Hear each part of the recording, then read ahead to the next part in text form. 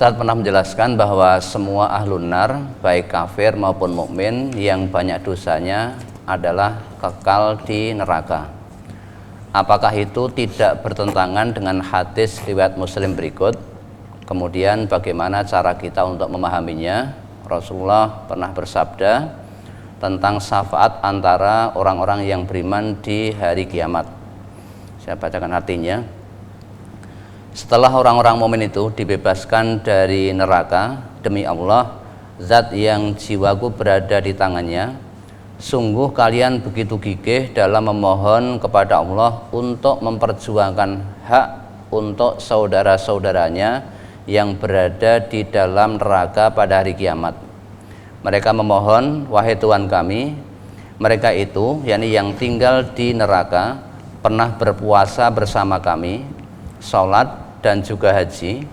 Dijawab, keluarkan dari neraka orang-orang yang kalian kenal, hingga wajah mereka diharamkan untuk dibakar oleh api neraka.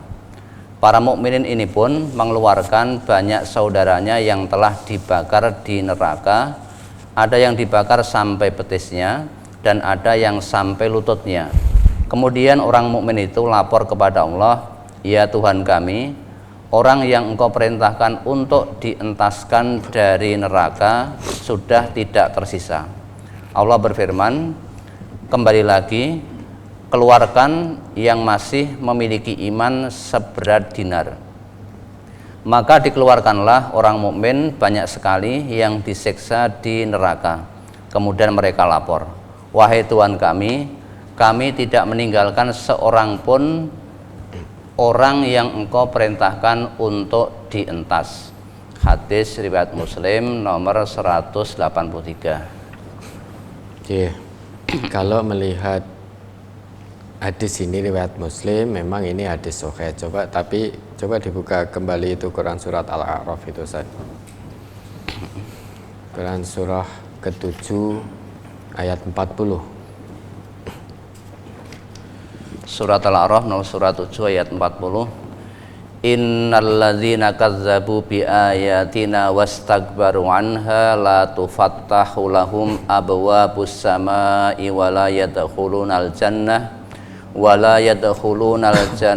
hatta yalijal jamalu fi sammil khiyat wa kadzalika najzil mujrimin. Sesungguhnya orang-orang yang mendustakan ayat-ayat kami dan menyombongkan diri terhadapnya, sekali-kali tidak akan dibukakan bagi mereka pintu-pintu langit, dan tidak pula mereka masuk surga hingga unta masuk ke lubang jarum. Demikianlah kami memberi pembalasan kepada orang-orang yang berbuat kejahatan. Innalladzina kadzdzabu biayatina wastakbaru anha. Sesungguhnya orang-orang yang mendustakan ayat-ayat kami, yaitu mendustakan Al-Quran, ayat-ayat Allah, wastakbaru anha, dan berlaku sombong terhadapnya. Jadi tidak mau tunduk patuh, tidak mau mengamalkan apa yang menjadi isi Al-Quran, tidak mau mengamalkan apa yang menjadi ketetapan-ketetapan Allah, ketetapan-ketetapan agama. Yaitu kata Allah, la tufattahu lahum abwabus sama. Pintu-pintu langit tidak akan dibuka untuk mereka. Artinya doanya tidak akan dikabulkan oleh Allah. Jadi orang yang mendustakan ayat-ayat Allah dan berlaku sombong terhadap ayat-ayat Allah, menurut Allah dalam ayat ini tidak akan dibukakan pintu-pintu langit. Doanya tidak akan diterima oleh Allah. Karena doanya tidak akan diterima, maka mereka tidak akan masuk, tidak akan diizinkan oleh Allah masuk ke dalam surganya. Wala yadkhulunal jannah hatta yalijal jamalu fi sammil khiyat. Mereka hanya akan diizinkan masuk surganya Allah kalau nanti ada unta masuk lubang jarum. Nah, berita ini yang Allah informasikan kita juga sudah mengetahui. Sejak di dunia ini, unta itu sebesar itu, lubang jarum itu sekecil itu. Ini sudah menjadi ketetapan Allah. Kalau Allah sudah membuat ketetapan, pasti tidak akan mengalami perubahan. Walan tajida li sunnatillahi tabdila. Kita sekali-kali tidak akan mendapati ketetapan Allah, sunnah Allah itu mengalami perubahan, mengalami pergantian. Kalau sejak dunia unta sebesar itu, lubang jarum sekecil itu, secara akal sehat unta jelas tidak akan bisa masuk ke dalam lubang jarum yang sekecil itu. Jangankan unta, nah, kita memasukkan jarum saja, padahal itu tempatnya ya di lubang jarum itu. Kita memasukkan benang jahit saja, itu susah. Usaha kita mati-matian, ada yang dijilat, diemut, dan lain sebagainya, dimasukkan, masih luput. Kemudian lagi, dipelintir-pelintir begini, dimasukkan lagi, masih luput lagi. Padahal itu tempatnya benang. Lah, masa unta masuk ke lubang jarum yang sekecil itu? Nah, ini sudah menjadi ketetapan Allah. Unta sebesar itu, lubang jarum sekecil itu, maka ini selamanya nggak akan berubah. Oh, bisa nanti kalau Allah menghendaki, bisa saja, mungkin saja nanti di sana untanya sekecil lubang jarumnya sebesar unta-unta. Lah, kalau itu terjadi berarti ketetapan Allah mengalami perubahan. Nah, orang yang mendustakan ayat Allah dan berlaku sombong terhadap ayat Allah, itu nanti tidak dikabulkan doanya oleh Allah, tidak akan masuk ke dalam surganya Allah sampai ada unta masuk lubang jarum.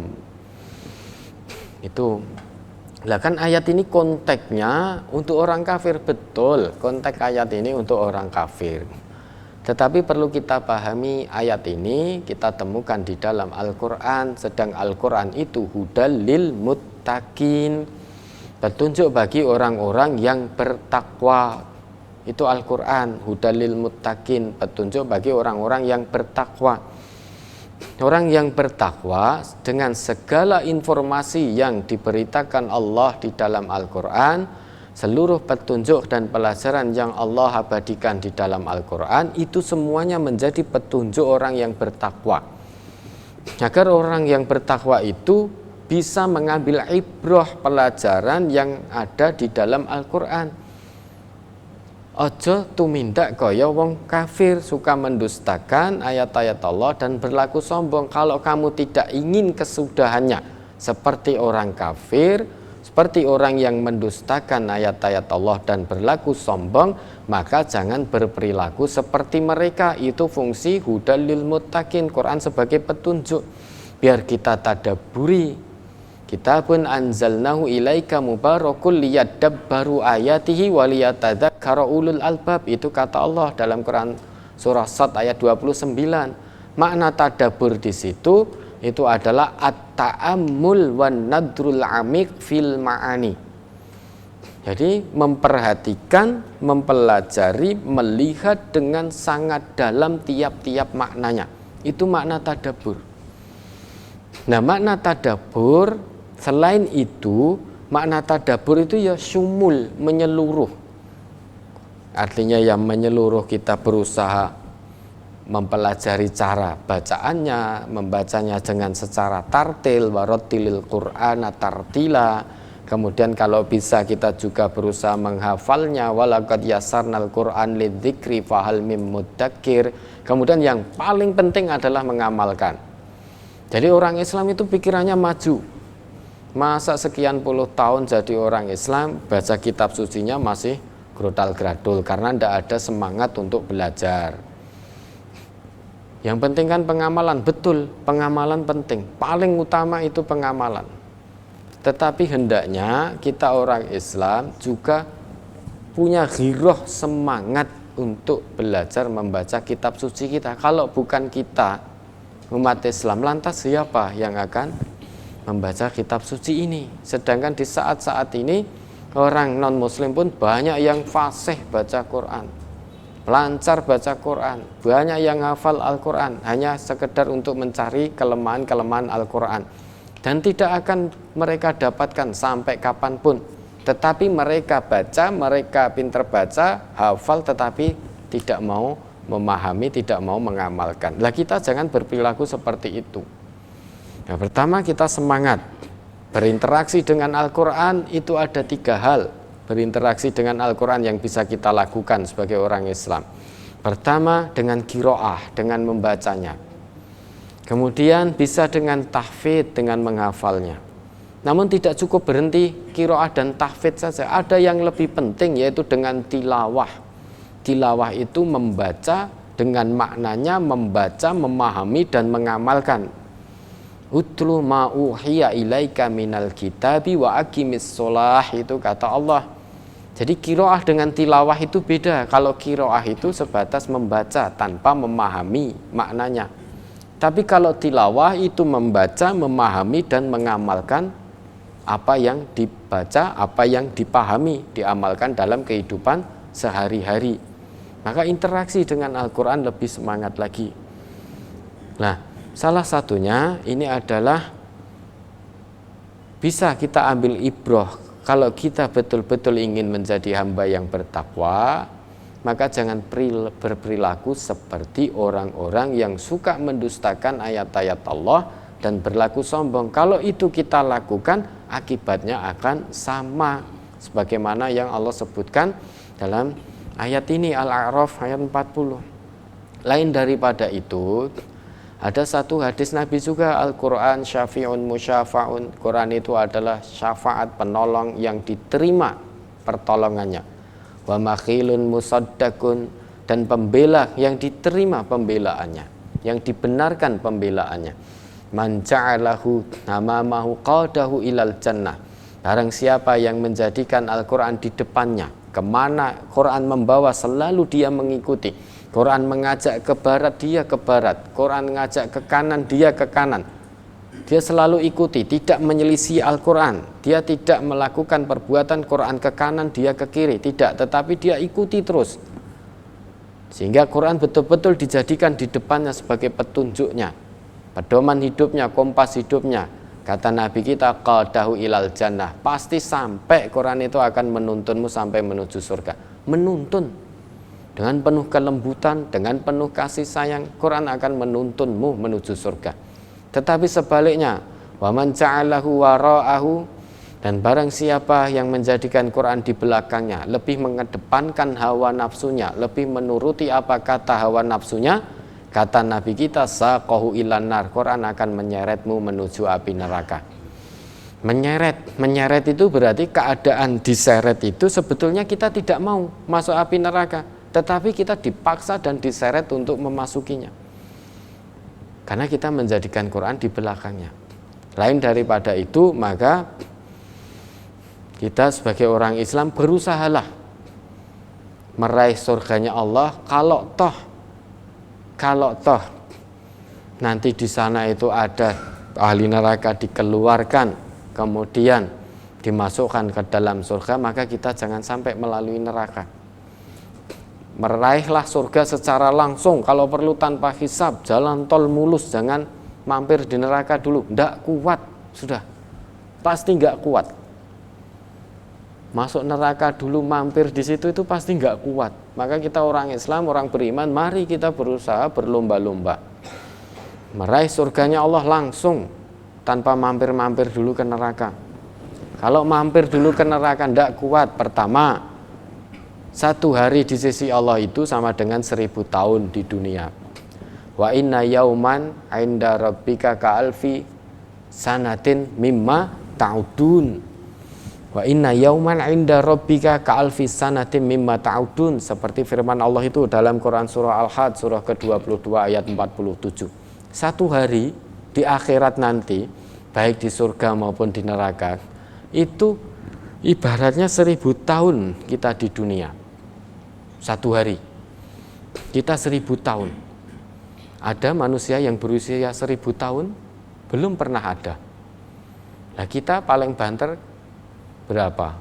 Kalau menurut sabda Nabi ya paling 60, 65. Hanya sedikit yang Allah lebihkan. Umat Nabi Muhammad itu umurnya antara 60, mabaina sittin wa sab'in, antara 60 dan 70. Dan hanya sedikit yang Allah lebihkan dari usia 70. Apalagi 1000 tahun, kita tidak pernah merasakan 1000 tahun di dunia. Maka nanti di akhirat yang akan kita lalui satu hari adalah 1000 tahun sejak di dunia. 1000 tahun dibakar di dalam api yang berkobar-kobar, panasnya kalau berdasar hadis Nabi, riwayat Bukhari Muslim itu 70 kali lipat panas api di dunia. Narukum hadhihi mayuqadu banu adama. Apimu ini, api yang dinyalakan oleh Bani Adam, oleh manusia ini, juz'un wahidun, hanya satu bagian min sab'ina juz'an min nari jahannam, hanya satu bagian dari 70 bagian api neraka jahanam. Jadi 1000 tahun, kalau kita 2 hari misalkan mampir di sana, berarti 2000 tahun dibakar dengan panas api 70 kali lipat panas api kita di dunia. Puncak panas api di dunia itu konon kabarnya 1300 derajat Celcius. Kalikan saja 70. Kalau kita letterlekan begitu pemaknaannya, 1300 kali 70 kurang lebih 91.000 derajat Celcius. Coba, andai kata kita hadis riwayat Bukhari Muslim itu kita artikan secara letterlek. Padahal yang namanya bahasa Arab kalau menunjuk angka 7 itu menunjukkan sangat banyak. Sangat banyak, 7, sab'un, itu sangat banyak. Tidak letterlek 7 gitu saja. Nah ini dalam hadis ini 70 bisa berarti 70 dan tentu lebih dari 70. Coba dihitung kalau kita maknai letterlek. 1000 tahun dibakar di dalam kobaran api neraka yang derajatnya 91.000 derajat Celcius. Kira-kira apa yang terjadi? Apakah kita masih bisa menahan? Jelas tidak bisa tahan. Jangankan 91.000 derajat Celcius. Lawang kita kena setrika saja, itu saja kepanasan, tidak sanggup. Atau dulu bapak dan saudara waktu masih merokok dulu terkena apa? Mawo itu apa bahasa Indonesianya? Percikan abu dari rokok itu saja. Itu panjenengan kita aja begini-begini bingung. Apalagi kalau sampai dibakar di neraka. Makanya jangan sampai.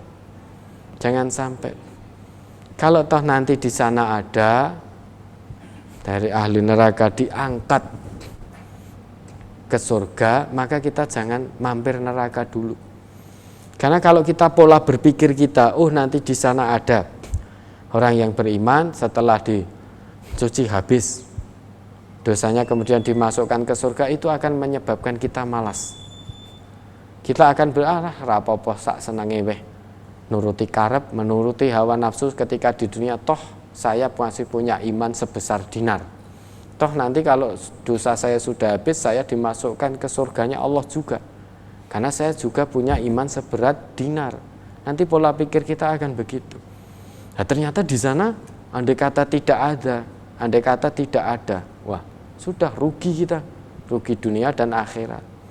Makanya kita orang Islam, orang yang beriman, raihlah surganya Allah yang sudah Allah siapkan seluas langit dan bumi ini, langsung jalan tol kalau bisa. Jadilah as-sabiqun as-sabiqun. Kalau tidak bisa jadi as-sabiqun as-sabiqun, jadi ashabul yamin, jadi golongan kanan. Jangan sampai jadi ashabus shimal. Kalau usaha kita untuk menjadi as-sabiqun as-sabiqun, orang yang suka bersegera dan yang paling bersegera dalam melakukan kebaikan, kalau itu tidak terwujud, maka kita akan menjadi ashabul yamin, golongan kanan. Nah kalau cita-cita hanya ashabul yamin, maka turun kalau tidak tercapai ashabul yaminnya. Dalam Quran surah Al-Waqiah itu kita menjadi ashabus shimal, rugi. Ashabus shimal itu adalah golongan yang rugi, dia pasti di neraka. Maka kita berlomba-lomba berusaha menjadi as-sabiqun as-sabiqun. Kalau tidak tercapai, insya Allah nanti akan menjadi ashabul yamin, turun menjadi ashabul yamin, golongan kanan dengan kenikmatan surga yang luar biasa. Surga ini sudah Allah siapkan seluas langit dan bumi. Maka jangan sampai surga yang sudah seluas langit dan bumi hanya gara-gara perilaku dan perbuatan kita, tutur lisan kita yang tidak sesuai dengan Quran Sunnah, perilaku yang tidak sesuai dengan Quran Sunnah, kita tidak diizinkan oleh Allah meski hanya sekedar untuk menaruh satu kaki kita di surganya Allah yang luasnya seluas langit dan bumi ini. Kalau itu terjadi, na'udzubillah, rugi kita. Hidup di dunia hanya sebentar, di surga hanya izin kepada Allah untuk menaruh kaki di surga yang luasnya seluas langit dan bumi, juga tidak Allah izinkan, na'udzubillah. Maka raihlah surga, langsung jalan tol, tidak perlu mampir-mampir lagi, tidak perlu mampir-mampir dulu ke neraka, langsung. Karena jelas kita tidak kuat, tidak ada yang kuat, jangankan kita. Fir'aun pun jelas tidak kuat. Fir'aun itu orang kuat, tidak pernah sakit, punya bala tentara yang sangat hebat pada waktu itu, sampai beraninya menentang Allah, bahkan mengaku Tuhan. Itu ketika di akhir hayatnya dia ngerti siksaan yang akan diterima. Dia mengatakan amantu bi Rabbi Musa, saya beriman kepada Tuhannya Musa. Tapi nyawa sudah di kerongkongan, tobatnya tidak diterima, pengakuannya tidak diterima. Dia ngerti dan dia tidak kuat. Itu Fir'aun. Apalagi kita. Sudah, kita raih surga, mari bersama-sama fastabiqul khairat, berlomba-lomba meraih surganya Allah langsung tanpa melalui neraka dulu.